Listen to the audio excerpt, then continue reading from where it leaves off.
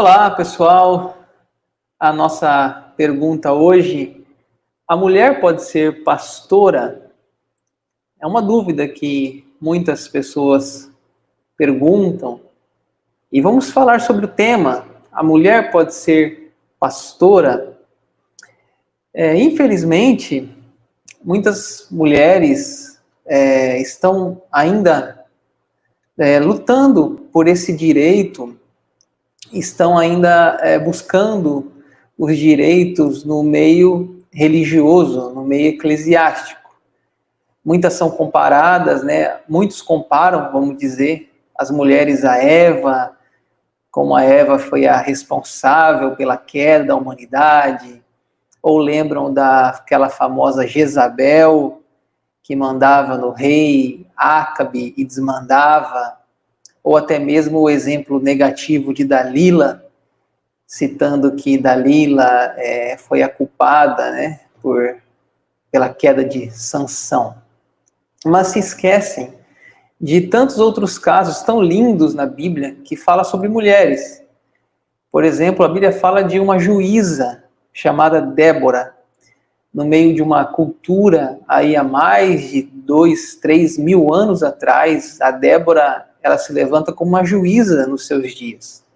Olha que uma juíza era aquela conselheira, aquela que trazia orientações da parte de Deus ao seu povo. Podemos lembrar também de outras mulheres na Bíblia, como no Antigo Testamento, a própria rainha Esther, que uma história tão linda ali de decisão, de sabedoria, de bom senso para salvar o povo judeu. E quando a gente olha para o Novo Testamento, aí que a coisa ganha mais peso, pois nós vemos ali quando Jesus já vai para a sua morte, para as últimas semanas da vida dele, os discípulos o abandonaram. Pedro fugiu, Pedro negou, o outro fugiu, e as mulheres ficaram. Aos pés da cruz de Jesus, não tinha nenhum discípulo, só tinha mulheres. E é interessante que após a sua morte e a sua ressurreição, primeiro grupo de pessoas a ver o Cristo ressurreto foram as mulheres. No Novo Testamento, a gente vê a influência das mulheres. Ali no livro de Atos, temos Lídia, uma empresária, comerciante, temente a Deus. Temos também a Priscila, temos a Febe e outras mulheres ali no Novo Testamento servindo ao Senhor com seus dons, com seus talentos, com suas habilidades. Ou seja, já é tempo de olharmos para o lado positivo, as coisas boas que a Bíblia nos fala das mulheres.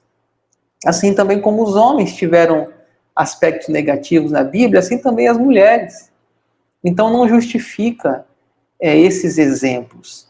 E uma coisa que a turma usa muito é o exemplo da carta de Paulo aos Coríntios. Usa assim essa carta como uma referência à negação ou à impossibilidade do ministério feminino, dizendo que lá fala que a mulher deve ficar calada. O que nós temos que entender na carta de Paulo aos Coríntios é o contexto histórico da sua época.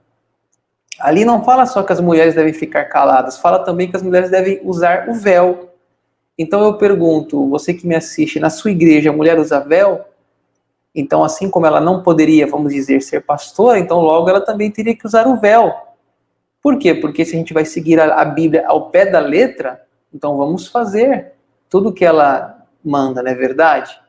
Mas não é assim, a gente entende que o véu era um contexto histórico da época, porque tinha prostitutas ali numa cidade de Corinto, e aquelas mulheres andavam com seus cabelos soltos, então, para distinguir as mulheres da igreja de Corinto, elas usavam véu, mas era uma questão de contexto, de época. Quando Paulo diz essas coisas, ele está no seu contexto.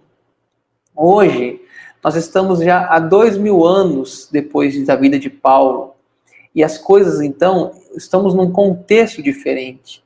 E nesse contexto de hoje, não é necessário mais usar o véu.